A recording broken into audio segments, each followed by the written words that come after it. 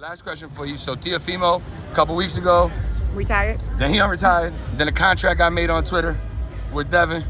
First question, we all know contracts don't get made on Twitter, but do you see that fight happening? Devin and Teo. I do. I do. I actually do see it happening. I think Teofimo would love a crack at being undisputed champion again. Yeah. I think so. Super early prediction. Oh, who I think will win? Yeah, for sure. Oh, hell, I have no idea. That's a great matchup. Actually, Devin Haney, Teofimo, man, it's crazy. I don't know. We got a special guest. I think Devin got better skills, but I think Teo is just a very athletic fighter, and he got skills too. What a great fighter. Unbelievable. The GOAT, two-time Olympic gold medalist. Yeah, you want me to keep going? I think actually you have to say, at the moment, she's pound for pound number one. Really? Forever. What makes you say that, Eddie? No, because I think for a long, listen, I'm a massive Katie Taylor fan. I think obviously she got beat. Both of us are Katie Taylor fans. Yeah, when you beat the maybe number one, there is an argument you become number one. You didn't see that with like Dimitri Bivol. So Chantel Cameron will be saying, well, hang on, maybe I should be pound for pound number one. And I think she has an argument for that. But when you look at longevity of performances and opponents, I think Claressa is pound for pound number one. Not just saying that here. Actually, she's not surprised me, but over the last couple of performances, I've actually realised how good she is. Wow. Well, I know you've always been good, but I've never really watched enough of you.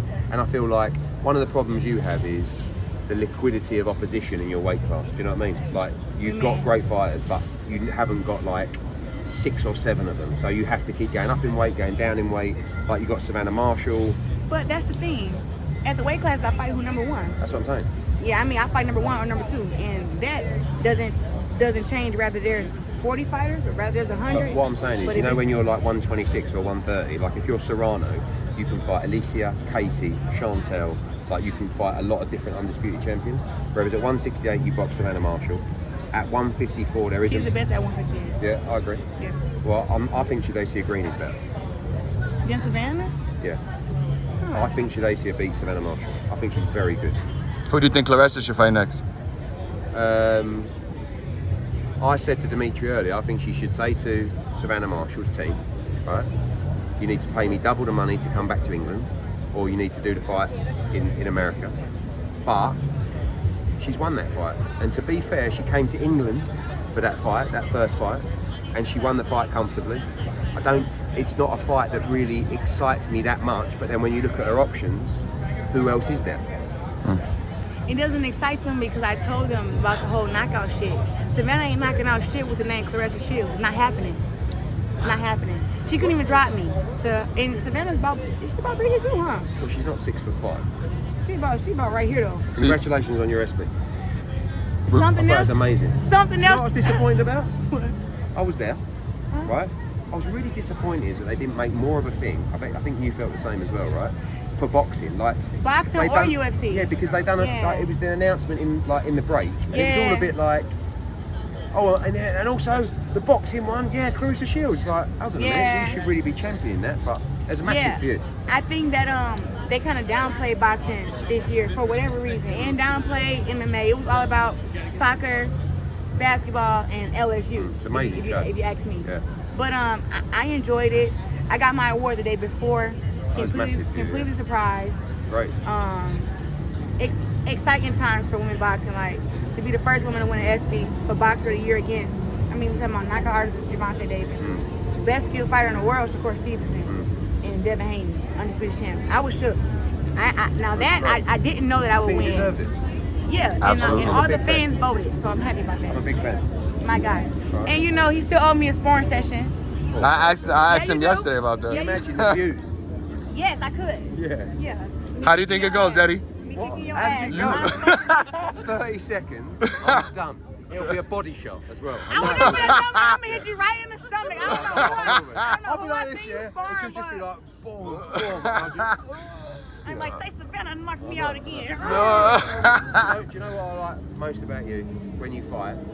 And this is what I like about Alycia as well. You try and knock people out. You let your hands go. You entertain. You trade up sometimes a little bit too much. But every fight exciting. You let your hand. In boxing now, there's too many fighters that I don't think are entertaining enough. Our job is to hype people up. But I know Alycia tomorrow night, maybe not the best idea, but she will trade up with this girl, she'll stand and fight with this girl. She's really strong, this other girl. She'll come forward all night. But you do it as well. Like in your last fight, you tried to stop her. Yeah. Do you know what I'm saying? You have to do that. It's difficult in 2 rounds. It's difficult in it was difficult with 2 rounds. I mean, 2-minute rounds. 2-minute rounds and 10. I mean, I don't understand why. How come we can't have 12 rounds? Do you think it should be 12 10s or 12 2s or 10 3s? I think right now we should fight for 12 2-minute rounds right now because it's hard to jump from 24 minutes to 30. I mean 20 minutes to 30. Okay, let's jump from 20 minutes to 24 of fighting. I think that then we let the girls in the future, which will still be myself because I'm still gonna be here, but fight for the 12 Let me tell you one other thing. Yeah. Because this is a misconception. People think that if the rounds increase, the money changes, and that's actually not right. Nope. Do you know what I'm saying? It's not right. But it doesn't change. Like the value doesn't become more financially, commercially, if there's an extra couple of minutes. No. So like, because I've heard some women in the past say, oh well, you know, more rounds, more minutes, more money. I say no, actually. But you have to build your brand and stuff. Yeah, but the 2-minute format has been exciting for women's boxing. Yeah, it's very exciting, Especially but I think it'd be more knockouts with 3 minutes. I agree. I feel. But even with the 2 minutes, it'd be 12 rounds. It'd be more, because girls start dying down. Yeah, I agree. Yeah. I got one question for you guys. Yeah. Sorry to interrupt. Related to that, obviously, the point system. I don't know if you guys saw Max Kellerman. He's been saying this thing about the 10-point. Totally disagree. You don't think it should change at all? What did he say? Well, he's saying basically like they should use, in other words, you should have more flexibility as a judge. So it shouldn't be you just can pick 10-9. If I think Claressa really whooped this girl, but she didn't knock her down, I could have more flexibility in going 10-8 or 10-7. In England, you can have a 10-10 round. I think a 10-10 round is the biggest cop-out in judging. 10-point must system for me is absolutely a must in boxing. You can't have a 10-10 round. Because every round you're going to look at it and go, oh, it's a close round, 10-10. No way. It has to be a 10-point round. Are you saying that if she dominates the round without a knockdown, you can score it 10-8? Yeah, you can just have more flexibility in point scoring. In women's boxing, she don't get as many knockdowns. Like, yeah, there's many rounds that she's in where it would be 10-8. But yeah, exactly. That's what I'm saying. So maybe not 10-10, but 10-8 in fights. I have gotten it without the knockdowns. In my fight with Maricela, I got, I think, 2 10-8 rounds. It was like I hurt her, she stumbled, and they could clearly see that she would have went down, but she was able to stand up and kind of recover quickly.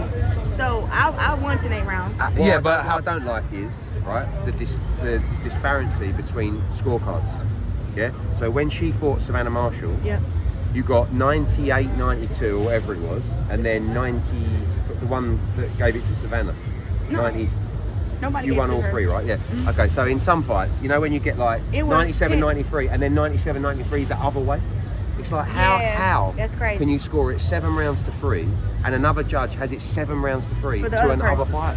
That's what I hate more than anything. I don't mind when someone wins. Actually, no, your fight, everyone had it quite consistent, didn't they? But that's what I'm saying. Let's say it goes 10-7 the other way, right? So like you knock them down 10-9 and they go, you know what? And she was really whooping her. 10-8. Or excuse me, 10-8, and then they go 10-7. When do you stop? Like, yeah. For me, I like the 10-8. You like it straight up, 10-point must. But a 10-point must. You've got to choose at the end of every round who won. But it also makes you work harder as a fighter. If you want a fucking 10-8, you want a 10-7, knock her down twice. Yeah. You know what I'm saying? Like, it's hard to get knockdowns. Everybody can stand up and survive, so I don't agree. That's what I was saying. I didn't agree with that when he said that. I was thinking maybe if let's say in a 12-round fight or a 10-round fight, if it's 95-95, like the judges have it, let's go extra round. Like, this is the final round, round 11 or something, but I don't agree with. What do you think about the WBC open scoring, where you get to know the scores after 4 and 8 rounds of the fight? Only few commissions allow it, but that's one of their rules, open scoring. So you as a fighter in the corner get to know the scores after 4 and 8 rounds. I don't think I want to know it. No? Even though I'm like dominant, it's just like, I remember in the Olympics, they told us what our score was after every fight or after every round. And I remember like I would lose. I lost every round. But also, the first round in the Olympics. I can imagine you losing your shit on the stool, looking up, going, what the fuck? No, so I would sit down and I would ask them, like, what's the score? What's the score? They like, I remember the fight when I fought against this real tall Swedish girl. They're like 2-3. I'm like, who the fuck got 3? And they're like, I'm like, oh shit. Yeah, I can imagine. But you have to have a strong mentality to be like, not get discouraged. So I wouldn't want to know the scorecard. Tell me at the end. I like the wait and for the suspense and have my ears open. Like, okay, what's the scorecards and if I won? I don't want to know. Well, I'm burning. See you tomorrow night, yeah? Yeah. Good to see you. I know you be dressing up. See you. Yeah, I don't know. Maybe. Thank y'all. Fight Hype.